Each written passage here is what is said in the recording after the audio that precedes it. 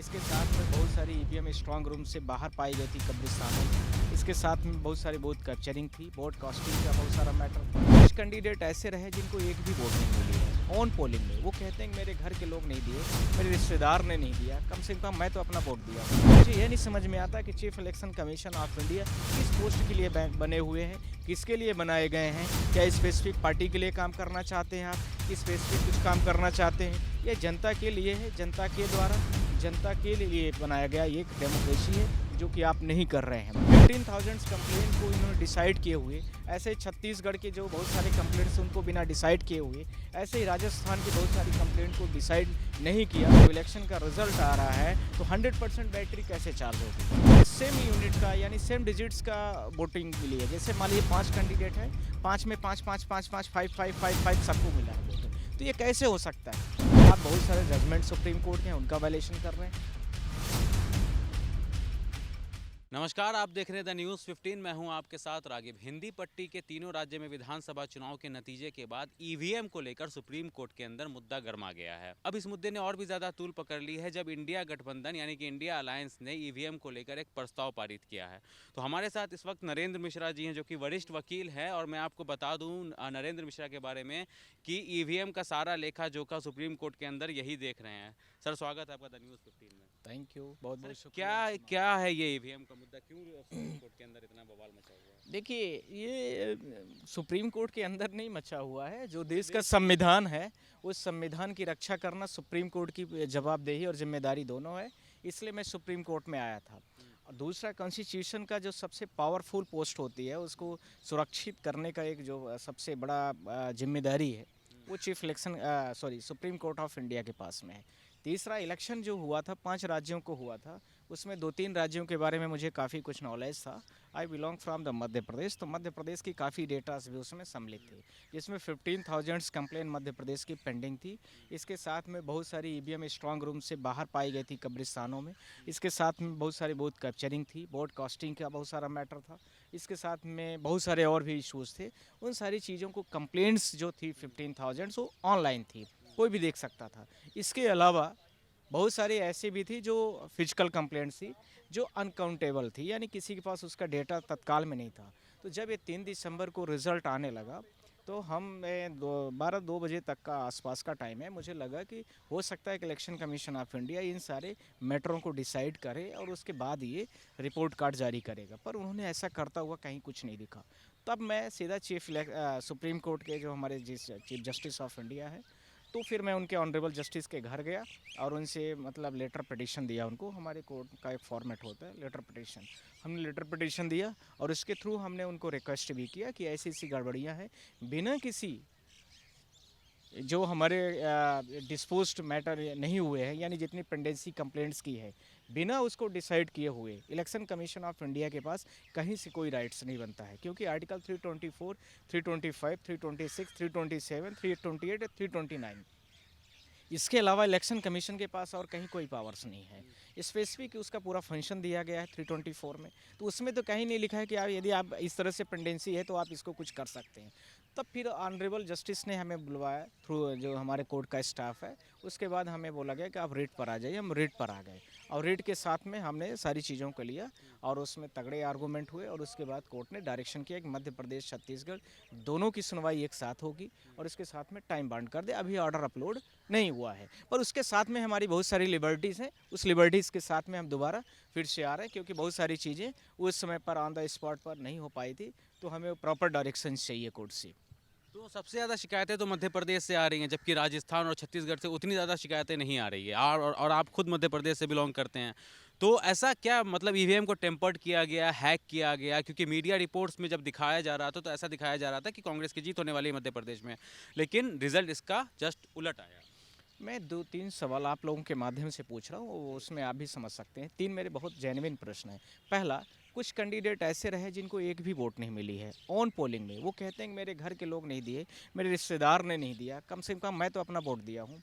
दूसरा, बहुत सारे पोलिंग में ऐसा भी रिजल्ट आया है कि सेम यूनिट का यानी सेम डिजिट्स का वोटिंग मिली है। जैसे मान लीजिए 5 कैंडिडेट हैं, 5 में 5 5 5 5 5 5 5 5 सबको मिला है वोट। तो ये कैसे हो सकता है। तीसरा सवाल है कि बैटरीज को लेकर के है।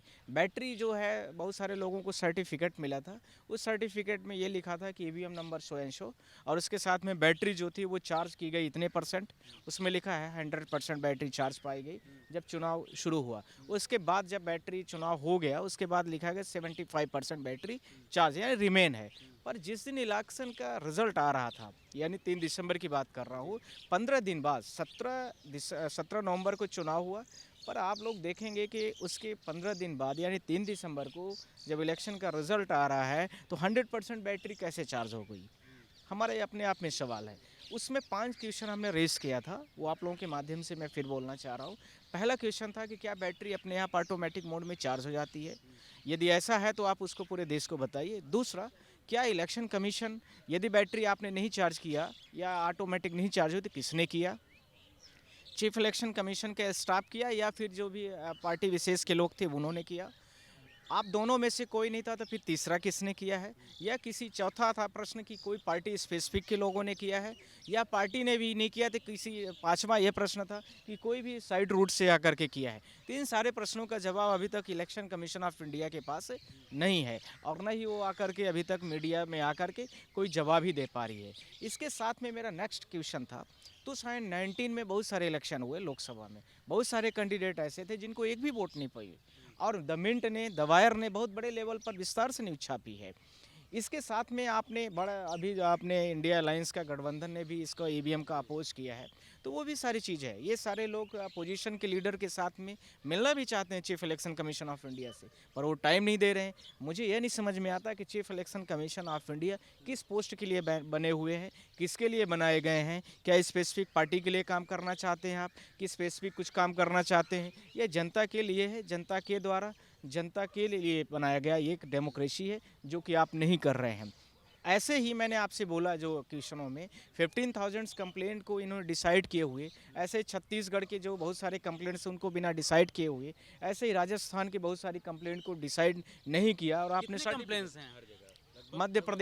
मध्य प्रदेश के लगभग थे 15,000 जो ऑनलाइन थे, उसके साथ में ऑफलाइन के अलग थे, ठीक है। इसके साथ में सोशल मीडियाज पे बहुत सारी इन्फिनिट टाइप की थी, ऐसे ही छत्तीसगढ़ की बहुत सारी हैं, ऐसे ही राजस्थान। सुप्रीम कोर्ट भी इससे पहले बयान दे चुका है कि ईवीएम को कोई हैक नहीं कर सकता इस तरीके से। तो इसके साथ में मैं आपसे 2-3 चीज़ें, ईवीएम यदि हैक नहीं की जा सकती है, इनका प्रोसेस बहुत स्ट्रांग है, तो ईवीएम चार्ज कैसे हुई और प्रॉपर सर्टिफिकेट दिया है इन्होंने, ऐसा नहीं कि मैं कोई हवम बात कर रहा हूँ।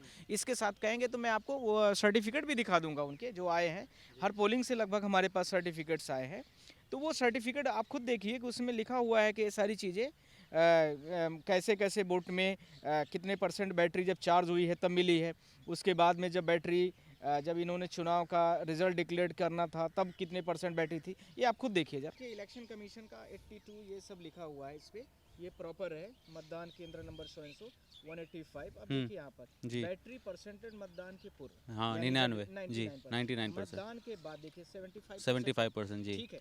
अब ये आप बताइए, ये विधानसभा का भी है प्रॉपर है, ये ईवीएम नंबर 100 लिखा हुआ है जी। ये विधानसभा कौन सी है,